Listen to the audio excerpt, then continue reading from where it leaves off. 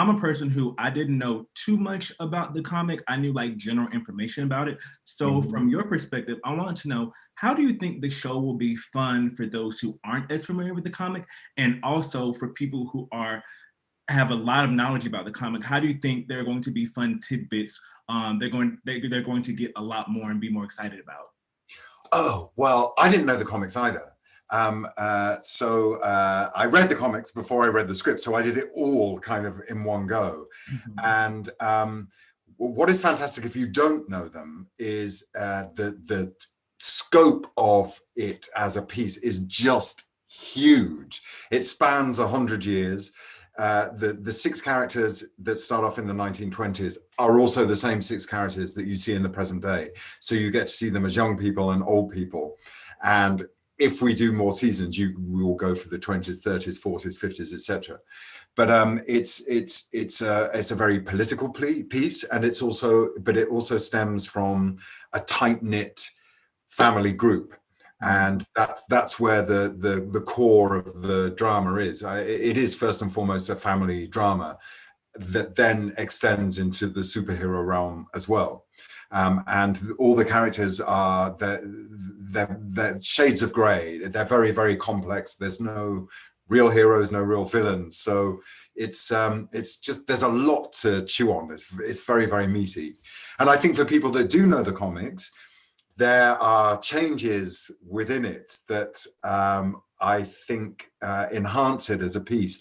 You might get, say, 2 panels of the comic that is an entire episode in itself. So it sort of fills in a lot of the blanks. So I think for people that do know it, it's also a satisfying experience to watch. Yeah. And Matt, for you, through this whole season, we're going through this balance of adhering by the code, specifically between the older generation and the new generation. And while I was watching, I was thinking a lot about how that kind of applies to like kind of the dichotomy we have in society now, with some people wanting to, think that we need to take charge on things, and some other people thinking that there are some areas that you just do not cross. So I want to think, in your terms as an actor, how do you think that kind of dichotomy in the show kind of applies to a lot of what we're going through in society? Well, I think that we're definitely going through a traumatic time in society where there's a lot of change happening. But I also think this is like an age-old story that goes back to the beginning of time. It's kind of I think we've always, look at history. There's always wars. There's always people thinking we need to do one thing, people thinking we need to do another. Groups of people being treated poorly. Groups of people in a privileged position. I think these are not new themes necessarily. I think we're all relating this show and seeing that in this show because of what's happening in the world today. But the comic was written in 2013, right? Before the last few years, where it seems like everything's just gone off the deep end in a way. So it's the very, very human stories, and they sort of apply. Good versus evil goes back to biblical times. So, yeah, it's interesting. There's a lot of just parallels to what we, how we grow as a society. Yeah.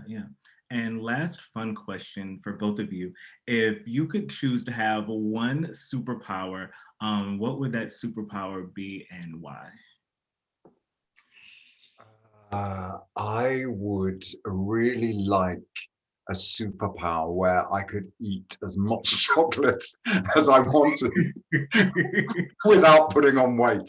It's a simple, that's a good one. personal superpower, and I wouldn't share it with other people. I was going to say, can you give that to myself? I would just be the guy with the kind of tubs of large chocolate, but rake thin with a 6-pack. Man. Okay, all right. Let's keep it vanity centered here, and I would love to have the superpower to be like the anti-zit man, So I would be the best friend to teenagers all over the world. I could just come and like just tap a zit and it just clears up, You would be really busy. You'd have to spread yourself thin. What if I got like 10 cents per zit? I'd also be rich.